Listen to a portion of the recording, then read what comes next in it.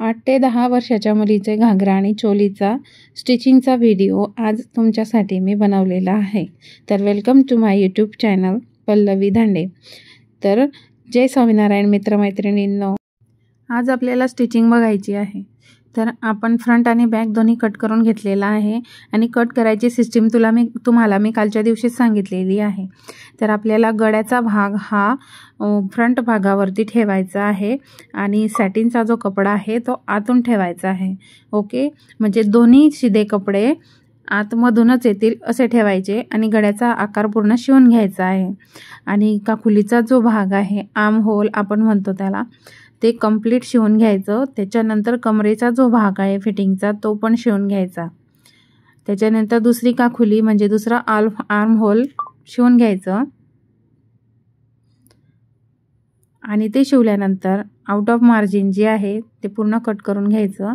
त्याच्याने फिनिशिंग एकदम प्रॉपर येते. ओके, आता आपण ते कट करून घेतलेलं आहे आणि त्याला नॉचिंग केलेली आहे. नॉचिंग केली की फिनिशिंग व्यवस्थित अजून छान उठावदार दिसते. तर आउट ऑफ मार्जिन कट करून घेतलेली आहे आणि त्याला नॉच पण करून घेतलेला आहे. नॉचिंग करताना फक्त एवढं लक्षात ठेवायचं की शिलाईपर्यंत कपडा कात्री जाऊ द्यायची नाही.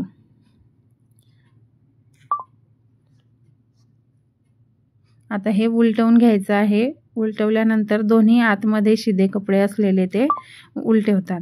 तर आता बघा किती व्यवस्थित दिसत आहे.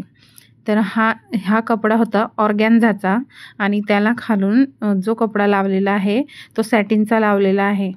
तर सॅटिनचा कपडा कारण याच्यासाठी की उठावदार दिसत असतो आणि सॅटिनला कॉटन, ऑर्गॅन्झाला कॉटन पण लावलं असतं आपण, पण ते तेवढं व्यवस्थित दिसत नाही. त्याच्यामुळे आपण काय करायचं की जे सॅटिनचा कपडा आहे ते अस्तर लावून घ्यायचं. कॉटन एवढं व्यवस्थित दिसत नाही. तर शोल्डर जॉईन केलेले आहे.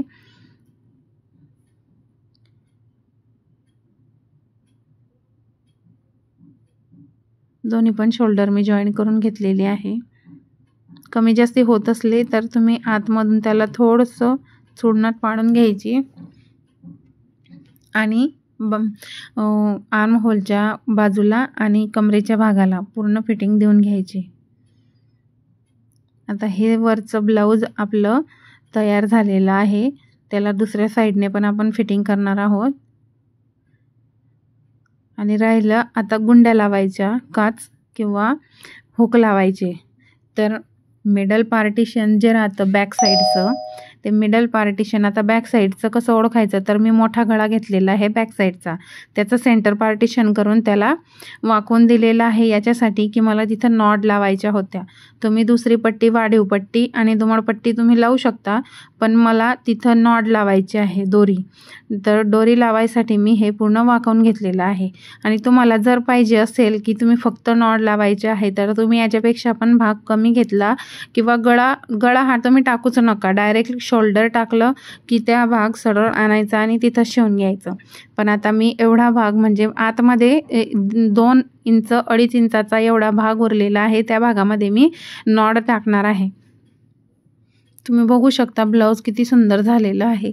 एक 20 मिनिटामध्ये ते ब्लाऊज माझं तयार झालेलं होतं आणि फिनिशिंग पण एकदम व्यवस्थित होती.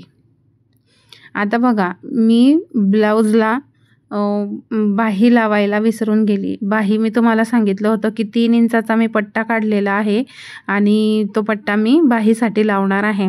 तर ब्लाऊज संपल्यानंतर मला आठवण आली की आपण ब्लाऊजला बाह्या लावायच्या राहिल्या. कारण मी छोट्या मुलींच्या जे ब्लाऊज असतं किंवा टॉप असतं त्याला मी शक्यतो लावतच नाही, पण मला वाटलं की याला लावायचं, ऑर्गॅन्झाचा कपडा आहे तर रिफल छान वाटेल. तर मी काय केलं की वरतून 2 इंचाचा 1.5 इंचाचा जो शोल्डरचा भाग आहे त्या भागावरती आपली जी रिफल होती घेतलेली ती पूर्ण एका बाजूनं पूर्ण टक्स मारून घेतले आणि त्याच्यानंतर जे उरलेला भाग आहे तो पूर्ण त्याच्या चुरगड्या पाडून मी तिथं शिवून घेतलेला आहे. आणि जी वरची जी बाजू आहे ना, ओरिजिनल साईड आहे ती वरतीच राहिलेली आहे, म्हणजे वरतीच ठेवायची आणि जो उरलेला भाग आहे तो तुम्ही सुईच्या साहाय्याने असा चुरणात टाकून घ्यायची. अंदाजे केलेला आहे. तुम्ही बघू शकता किती सोप्या पद्धतीने मी तिथं रिफल तयार केलेली आहे. 3 इंचाचा पट्टा घेतला आणि जसा तसा तिथं जॉईन करून दिला. बस फक्त मापे घेतली की मला इकडनं 1.5 इंच आणि तिकडनं 1.5 इंच असं मार्जिन पाहिजे आहे. आणि एका बाजूनं वाकवलेली पट्टी, ती पट्टी आणि 3 इंचाचा जो भाग आहे पट्टीचा तो पूर्ण तिथं शिवून घेतला आणि उरलेला कपडा तिथंच मी चोरघड्या टाकून दिल्या, ते पण सुईच्या साह्याने. ओके. शोल्डरच्या सेंटरपासून तिकडे आणि शोल्डरच्या सेंटरपासून इकडे 1.5 इंच फक्त एवढंच मी घेतलेलं आहे, एवढं लक्षात ठेवा. आणि तुम्हाला दिसतच असेल कशा पद्धतीने मी चुरघड्या तिथं टाकत आहे. आता 3 इंचाचा पट्टा असा पूर्ण आपण त्या भागामध्ये वाकवून देणार आहे. आणि शिलाई पण एकदम बारीक आणि एकदम व्यवस्थित टाकायची, जेणेकरून शिलाईमध्ये दोरे दोरे दिसले नको पाहिजे. ओके. तर तुम्ही आता बघू शकता की शोल्डरच्या भागावरती फक्त इकडनं 1.5 इंच आणि तिकडनं 1.5 इंच या भागामध्ये शोल्डरला बाही कशी दिसत आहे रिफलची, कमेंट करून नक्की सांगा की कसं दिसत आहे. विदाऊट बाह्यांचं चांगलं दिसत होतं की आता शोल्डरला बाही लावलेली आहे ते चांगलं दिसतं आहे, कमेंट करून मला नक्की सांगा. तर आता आपल्याला अस्तर शिवायचं आहे. अस्तरचे 2 भाग होते, तर त्याला आतमधून मी सेंटर करून दोन्ही ओरिजिनल कपडा आतमध्ये ठेवलेला आहे शायनिंगवाला, आणि त्याची आता मी रिफल तयार करून घेणार आहे. त्याच्या आधी खालची जी पट्टी आहे दुमडपट्टी ती वाकवायची आहे, कारण खालून दोरा दिसायला नको, त्यासाठी पूर्ण पट्टी वाकवून घेतलेली आहे. आणि आता तुम्ही बघू शकता किती व्यवस्थित जिथं चोरघडे पडायचे असतं तिथं पाडून टाकायची. आणि मी कमरेचा भाग पूर्ण रिफल पाडून तयारच ठेवलेला आहे. पाऊण इंचाची मी रिफल तयार केलेली आहे. जेवढा घागऱ्याचा कपडा होता 2 मीटर 2.25 मीटर मी कपडा पूर्ण साडीमधून मायनस करून घेतलेला होता, आणि त्या कपड्यामध्ये जॉईन करून मी अस्तर पण जॉईन करून दिलं होतं, आणि सलग जसंच्या तसं मी रिफल टाकून घेतल्या होत्या. आता कमरेचा भाग जेवढा असतो त्याच्यामध्ये 6 इंच किंवा 5 इंच जास्तीचं मार्जिन ठेवून कमरचा पट्टा तयार करायचा असतो. तर कमरच्या पट्ट्याला तिच्यामध्ये नाडा टाकायचा आहे, त्यासाठी मी कमरचा भाग कमी घेतलेला आहे. जर तुम्हाला इलास्टिक लावायची असेल तर तुम्ही कमरेचा भाग जास्त घेऊ शकता. आता मला जसंच्या तसं ठेवायचं आहे, त्यासाठी मी एका बाजूने पट्टी वाकवून घेणार आहे आणि तिथं शिलाई टाकून घेणार आहे. या भागावरती हुक पण लावता येतं, चैन पण लावता येते. चैन लावायचा एक व्हिडिओ मी तयार करून देणारच आहे, तुम्हाला सांगणारच आहे की प्रोफेशनल पद्धतीने एकदम चांगली चैन कशी लावायची ते मी तुम्हाला सांगणारच आहे. त्यासाठी आधी आपण साध्या पद्धतीने घागरा कसा शिवला जातो ते बघूया.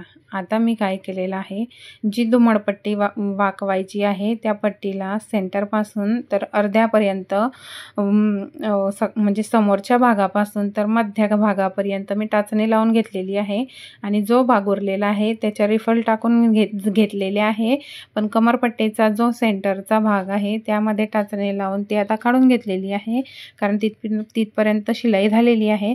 आता शेवटचं टोक आपल्याला वाकवायसाठी मी अर्धा इंच जास्तीचं मार्जिन सोडणार आहे, आणि बाकीच्या भागामध्ये पूर्ण रिफल टाकलेले आहे तिथे शिलाई मारून घेऊ, आणि एक चुन्नट टाकायची आहे. आता उरलेला भाग त्याच भागावरती उलटवून द्यायचा आहे. आता तुम्ही बघू शकता कसं दिसत आहे. त्या भागावरती शिलाई टाकून घ्या, आणि जे पट्टीला शिलाई मारलेली आहे तोच भाग आता आपण उलटवून घेऊ.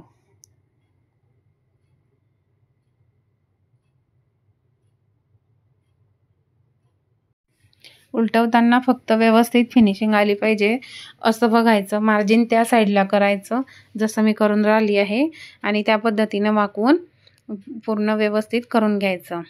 ओके. खालचा भाग शिलाईमध्ये येता कामा नये, खालून पण ओढून घ्यायचं आणि वरतून पण ओढून घ्यायचं व्यवस्थित, आणि फिटिंगमध्ये व्यवस्थित झालं पाहिजे अशा पद्धतीनं लावून घ्यायचं. आणि सॅटिनचा कपडा आहे तर सटकणारच आहे, ऑर्गॅन्झाचा कपडा आहे तरी पण सटकणार आहे, दोन्ही पण कपडे सटकणारे आहे. त्यासाठी व्यवस्थित त्याच्या पिन टचअप करून तुम्ही लावू शकता. फिटिंगमध्ये जो कपडा उरत आहे त्या भागाला आतमध्ये चुन्नट टाकून घ्यायची, आणि फिनिशिंग करून घ्यायची, कारण सोडणी दिसणार नाही आहे, कारण हा भाग मागचा आहे.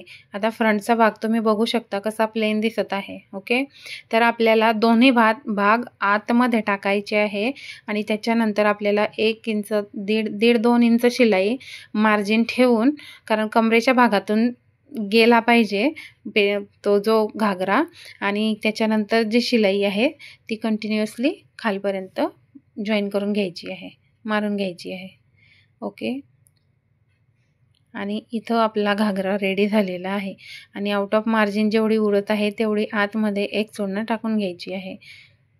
चोळणं दिसत नाही, पण ती जर खाली काढली तर ती दिसून येईल. वरती जर केली तिला तर ती कपड्यामध्ये काही दिसणार नाही. ओके, तर हा झालेला आहे आपला घागरा तयार. आता त्याला तुम्ही त्याचा फायनल लुक बघू शकता. याला प्रेस पण केलेली नाही आहे, त्याला ट्रिपलचं अस्तर लागतं, पण मी त्याला ट्रिपलचं अस्तरसुद्धा लावलेलं नाही आहे. मी डबलचंच अस्तर लावलेलं आहे सॅटिनचं, आणि इथंच माझं काम मी कंप्लीट केलेलं आहे. तर तुम्हाला शिवायचं असेल तर तुम्ही पण तुमच्या मुलीसाठी शिवू शकता, आणि मापे तर मी तुम्हाला सांगितलेलीच आहे कसे मापे टाकायची. तर जेवढी उंची आहे त्या उंचीमध्ये 1 इंच प्लस करायचे, आणि कमरपट्टा जो आहे तो आपण 2 इंच वाढवून घ्यायचा, आणि त्याच्यामध्ये अर्धा इंच शिलाईचे पण ॲड असतात. वरतूनची शिलाई खालतूनची शिलाई दोन्ही शिलायांमध्ये अर्धा इंच ॲड असतो, आणि जो पट्टा रेडी होणार असतो तो पण असतो. ओके, तर जय स्वामीनारायण. तुम्हाला आवडलं तर नक्की लाईक शेअर सबस्क्राईब करा. थँक्यू. जय